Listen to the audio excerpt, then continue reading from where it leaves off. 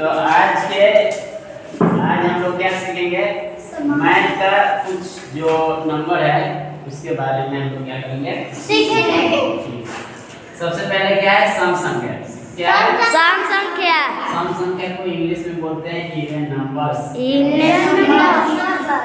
Numbers उसको बोलते हैं जो दो से पूरा विभाजित हो जाए। दो से क्या होता है, विभाजित। चाहे ऐसे भी जान समझ सकते हैं कि जो दो के पहाड़ में आ जाए, जो दो के पहाड़ में आ जाए। जैसे दो दो दूनी 4, दो तीन 6, दो चौके 8, दो पंजे 10, दो छक्के 12, दो सत्ते 14। ये दो के पहाड़ में। तो कोई पूछेगा 16 सम संख्या है?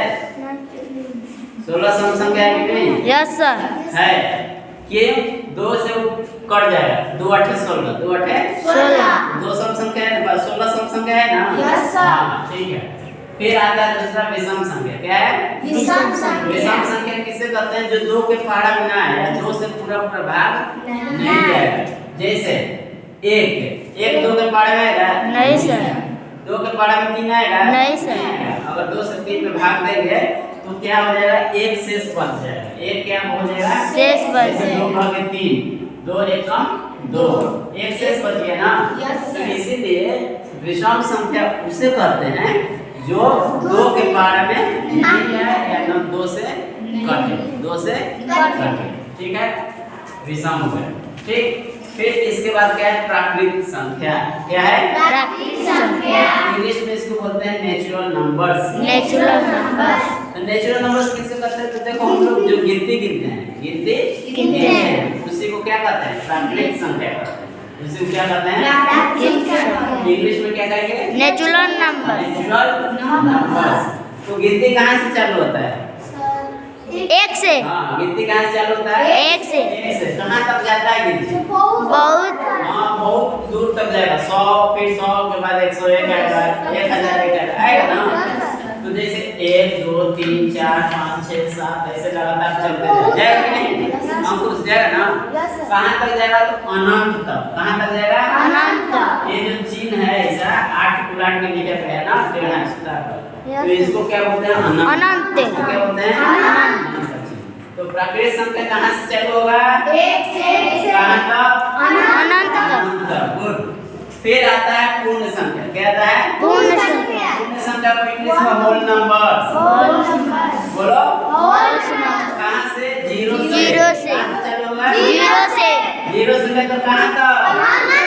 अनंत से लेकर अनंत तक। अनंत तक जाएगा। इसको क्या कहते हैं? पूर्ण संख्या। इसको क्या कहते हैं? पूर्ण संख्या। फिर आता है आरोही क्रम। आरोही क्रम। इंग्लिश में ascending ascending order. Order. Ascending order. Okay. तो इसमें क्या करते हैं, बढ़ते जाते हैं। क्या करते हैं? बढ़ते जाते हैं। सीढ़ी चढ़ रहे हैं। क्या कर रहे हैं? सीढ़ी चढ़ रहे हैं। तो सबसे पहले छोटा रहेगा संख्या, छोटा से बड़ा संख्या की ओर जाएंगे। छोटा से बड़ा संख्या की ओर जाएंगे। एक है, एक सबसे छोटा है ना? एक से छोटा क्या है? 0। एक से छोटा क्या है? 0 यहाँ रह सकता है। एक से बड़ा क्या है? 2 से बड़ा 3 से बड़ा 4 बड़ा 5। तो बढ़ते जा रहे हैं ना? Yes sir. तो इसी को कहते हैं आरोही क्रम। आरोही क्रम या बढ़ते क्रम या बढ़ते क्रम। ठीक। फिर आता है अवरोही क्रम। आरोही क्रम। अवरोही क्रम मतलब डिसेंडिंग ऑर्डर। डिसेंडिंग मतलब हम लोग सीढ़ी उतर रहे हैं। सीढ़ी क्या होता है? घटेंगे। क्या होगा?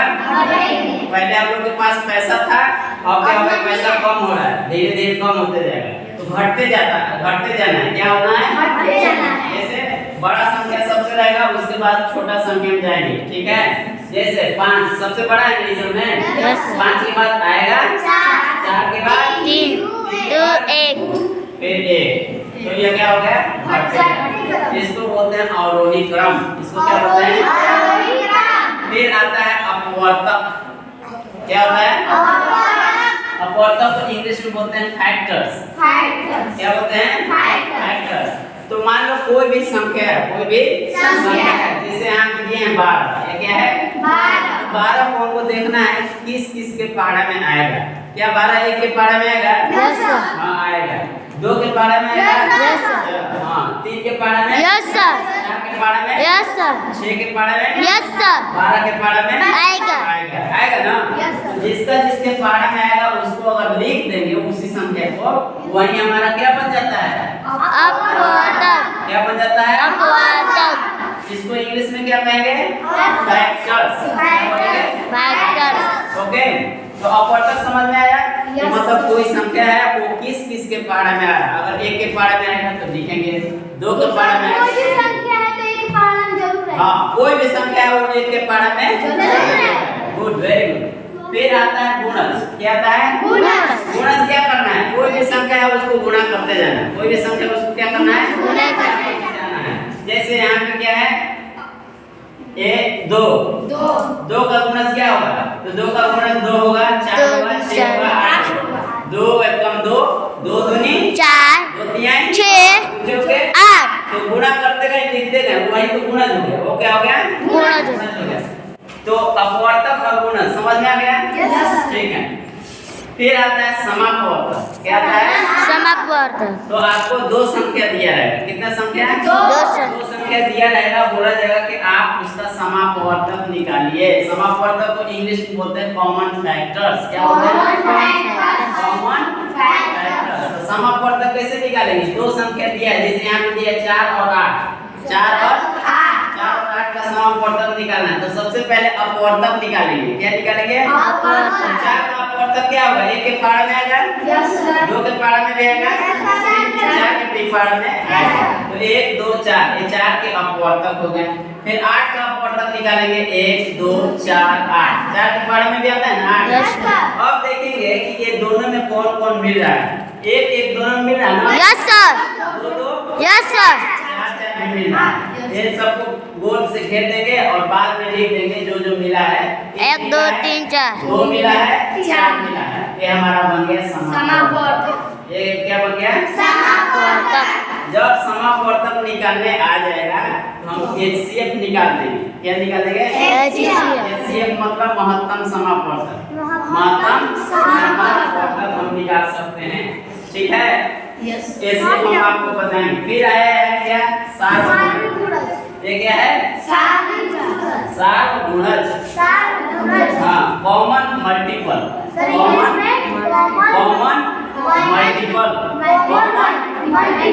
मल्टीपल। ठीक, तो इसमें क्या करना है कि 2 संख्या है उसका गुणा लिख लेना है। जैसे क्या है? कौन कौन 2 संख्या है? 4 और 8। 4 और 8 4 का गुणज क्या होगा? 4 एकम 4 4 दूनी 8 4 3 12 4 4 16 20 4 6 24 4 5 20 4 6 24 हो गए। इतना और बहुत सारे पारा लिख सकते हैं ना। फिर 8 एकम 8 8 दूनी 16 18 24 32। अब ये दोनों में देखिए कौन कौन मिला। 8 16 16 यस सर 24 24। यस सर तो जो जो मिल गया उसको हम लिख देंगे और वही हमारा क्या बन जाएगा? सार्वगुणज। क्या बन जाएगा? सबको समझ में आया?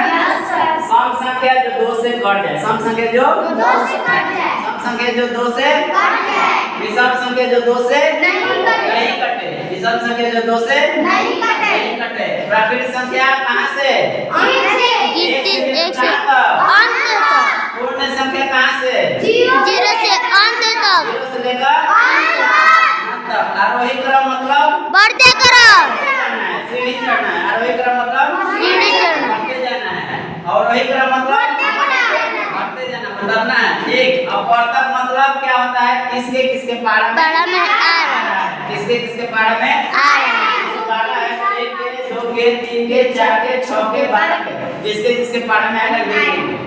ठीक, गुणज मतलब गुणा करते जाना है। गुणज मतलब गुणा करते जाना है। जैसे 2 का गुणज क्या क्या होगा? 2 2 4 समापवर्तक मतलब 2 संख्या है और देखना है कि कौन कौन दोनों में मिल रहा है। कौन कौन दोनों में मिल रहा है? 4 का अपवर्तक 1 2 4 होता है। 8 का 1 2 4 8। अब दोनों में क्या क्या मिल रहा है? 1 2 4 ये क्या हो गया? समापवर्तक। ये क्या हो गया? समापवर्तक। सार्वगुणज किसे कहते हैं? जब 2 संख्या दिया रहेगा। 2 संख्या दिया रहेगा तो दोनों संख्या को गुणा करते जाएंगे। 8 जैसे 4 है 8 है, 4 का गुणा करेंगे 1 4 एकम 4 4 दूनी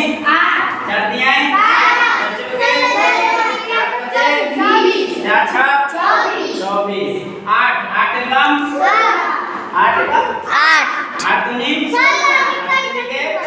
8 चौके अब दोनों में मिलाएंगे कौन कौन मिला 8 और 16 और 24 इसी को लिख देंगे अलग जगह पे ये हमारा क्या बन जाएगा सात गुणन इंग्लिश में कॉमन मल्टीपल कॉमन समझ में आ गया सबको